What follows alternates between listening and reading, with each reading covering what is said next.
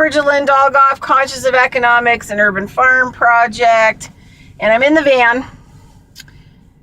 And I'm only driving the van when I have my work, because I have to, take my equipment to actually physically work on people. Because the tranny is not so bueno. And my GoFundMe project or thing for the van is not going well. And I'll post a link down under the box. Yeah, so anyway, if anybody could help me, or they have a great van, that I could live in, and they want to donate it to my ministry, I can give you a tax break and a tax letter if you need one for that donation, or donation of, who knows, probably lots of solutions out there to my tranny issue. All right. So I was thinking today about, engineering assembling our construct, and things of that nature. Now, if you look at a lot of, like some of the more ancient, like dreaming practices and dreaming work, and, maneuvering yourself through practices up to, what they call the fourth attention. So I kind of want to talk about that, and I want to talk about it, I guess, more. I mean, you could use it for multiple things, but mostly for physical pain. So one of the things that I'm doing, I'm finally in a herbal medicine program. I'm really loving it, really enjoying it. And I think, pretty much out the gate, my products are going to be specific to inflammation, pain, inflammatory diseases like arthritis, Lyme disease, and things of that nature. So my salve, I made amazing salve. So we had to make a salve for school, and my salve was so amazing. I gave out testers to my clients, and, even the ones that have like the most serious pain, I work on the most effed up people that nobody will touch after they've maimed and destroyed them. So I work on a lot of people who have, I'm going to sit up a little bit. I work on a lot of people who have fusions and replacements and scars and long-term injury and long-term illness. So I've really decided that, the theme of pretty much all the products that I'm going to be making this year and that I take to school are going to be around pain. So my next, homework or practice has to be on tinctures. So I've already developed, I've already done some research on what kind of wild plant medicines and stuff like that I can use. And now I've got to go out and forage for them. And then I'll be making tinctures out of them. And I'm going to start out with, right now, 2 plants, and then I'll eventually put them into one tincture. And then as soon as I, have that all prepared for school, I'm also going to make a huge amount for most of my clients and let them test it out. I mean, it's always nice to have, 2 things. You've got a salve that works really good, but then you want that tincture, to actually help with the internal part as well. And you want them to work good, together.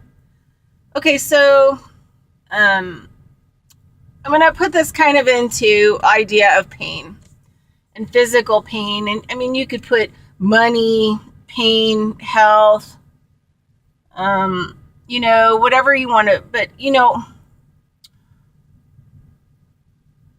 so in, like the art of dreaming and some of these old dreaming practices, where you sleep at night, how you sleep, when you sleep are all super important things. So one of the things I've noticed is that the place where I'm sleeping, say at the herb school, and it didn't matter if, I slept in my van, or this last go around I borrowed a car and I slept in the car, but, sleeping there, and the area that I'm at, even though it's beautiful fairyland, I didn't sleep at all, any of the nights, and I had a lot of physical pain. So, a lot of, back pain and upper part, bottom of the neck. So I really, take a look into this. So,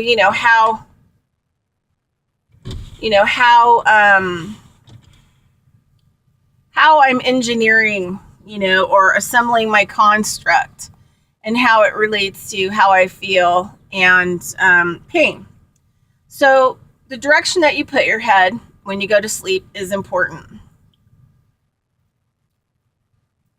Being as close to the ground is really important. If you're living, in a building and you've got, even the first floor is above off the dirt, and you've got the second floor and the third floor, which means that, you've got a whole bunch of things under your bed, right?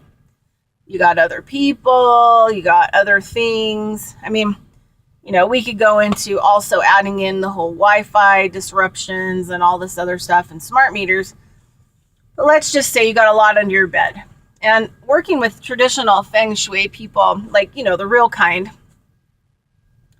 they recommend that you don't put anything under your bed because, if you're trying to create a relationship or bring a relationship into your life, you need to really keep the underneath of your bed clear and clean, right? Space equals opportunity. Okay, that's just in feng shui. So if you want to engineer like a better life, I mean, one of the things, or say better health and less pain, and, like better mental focus, consider which direction you're putting your head and test it. Sleep with your head on one side of the bed, keep a journal, keep a sleeping journal, make sure that you go for at least a duration of time, go through a cycle. So, complete 10 days, a minimum cycle, right? 9 would be the end of the cycle, but I would go 10 days, just to make sure. And sleep with your head on that side of the bed, that direction, for, 10 nights. And then report in the morning, like, had a lot of shoulder pain, back pain, my gallbladder gurgled, my toe and leg spazzed out. And then just see if there's a pattern, right? And you can see what the pattern is in that direction. How you felt, how you dreamt, hit target, physical, mental, emotional, and spiritual. And just write it down and put like 1 or 2 words or 1 sentence to describe it all, or, to describe each thing. I mean, don't go on pages and pages and pages. That's unnecessary. And it's really difficult to go back and read through all that when you're trying to analyze, 10 days. So try sleeping in your car. Try, in different directions. Try, sleeping with your head in different directions. Try sleeping on the floor with your head in different directions. Try sleeping on a bed with your head in different directions. Things like, for example, one of the things that I never do because it makes me have a really difficult time get my, SHIT together in the morning is I never put my head in the direction of a window ever, or a glass door, or a door. I know one thing for myself is that I need a wall, headboard, wall, head. It's very important. But you can change and engineer a lot of really, really, really dynamic and very, very important aspects of your life, assemble a new construct just by how you sleep, where you sleep, what you sleep on, the direction. And, like some directions, you have a lot more pain involved. Some directions you have less pain involved. And, the earth or whatever's going on with the earth, like I'm not going to get into like a lot of my ideas about it, but they don't really work anymore. So, it doesn't really matter about the polarity of the earth anymore, and whether your head's on the north and your feet are on the south, so that, there's a good magnetic flow all the way through. I don't really think any of that matters anymore. What matters is you find the direction that's best for your head placement, that you find the, space. So there's this other really awesome aspect that I prefer to sleep in.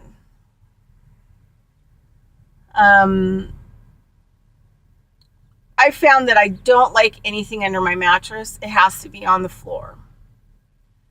No metal underneath the frame, no wood, no nothing. For me, the mattress has to be like on the floor or something that resembles a floor, right? I mean, obviously I'm in my van and I sleep, and I've got a, pedestal that's built out of wood. And that is pretty suitable for me. If I position it where my head is in the right direction, then I'll be okay.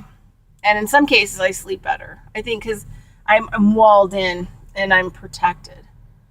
I'm not like a claustrophobe.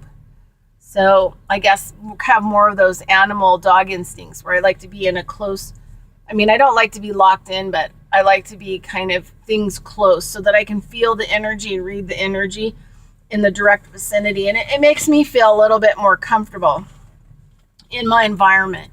If you put me in a big room or I walk into a big building, I just really feel like I lose all perspective, and it's just really hard for me to send out feelers into, and touch the edges of those areas. And when I sleep, I don't want to really be doing that. I have a lot of other things that I want to do.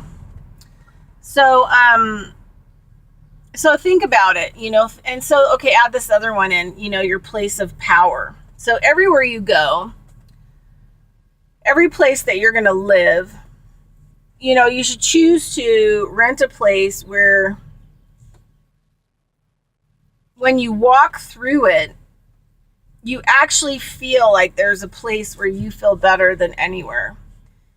And in some of the old, sorcerer, shaman, South American text and dreaming work, they talk about how, like, you could even say somebody comes into your house, tries to steal things or try to shoot you or whatever else. If you move to your spot in that location, your position of power, you're going to be less likely to be hurt or noticed. And so these places of power, I like to roll out a yoga mat and make into like a little area where I can meditate and I can stretch, and I can be calm and I can absorb that place of power. So I can really let my, let my haunches go. I can let my hair down. I can take in really deep breaths because I'm in my power spot, right? And sometimes in the beginning, finding your power spot's kind of a difficult thing. But usually it's going to be a place that you always feel like you want to go to, I watch it a lot with my dog. Wherever we go, and I've read a lot of books about, dog behavior and how a lot of dogs, they want to bigger ones, they're more protective. And so they position themselves to be able to see hallways, the front door, the back door, and everything so that they can get a sense of what's going on. But one of the things I've noticed about my dog in that is that she doesn't do that so much, but she has, every time we go to a different person's house, she has a different, place that's small, that's cavey, but it's also like her power area. And so I've been watching her and how it's a natural place that she'll go to. Like if she hears a weird noise or people are talking loud, or sometimes, if she's tired and we go to somebody's house, I notice that these are kind of like the areas that she'll choose to lay down and maybe sleep or rest. And so I've learned a lot from my dog about power spots. And, you want to make sure that, in your house that you're going to have a power spot, especially if you're going to rent it. You may not have a power spot there. You may not, have, I don't know, I guess kind of an invisible force field, that energy spot that works best, is more conducive to yourself. And no, you can't make them. They are either there or they're not. And you have to keep searching until you find them. And then I think sometimes as you evolve or change, like your power spots will change. So anyway, work with your sleep and see if you can't help to ease your pain, help your health. Just open your mind to expanding and experiment and see where that takes you with sleeping. And see, how you can use that to kind of engineer your life, through constructing, something different and something new. And then that helps to kind of bring more information through. Okay. But always have your intention, right? Whatever your intention is going to be, increase money, increase, love, increase happiness, increase balance, increase health, decrease pain, increase vitality, increase rest. I mean, whatever it's going to be. All right? Okay. And I'm off to the races. Dun, dun, dun, dun, dun, dun, dun, dun, dun. Bridgerland Dog Off, Conscious Economics, and Urban Farm Project. Adios.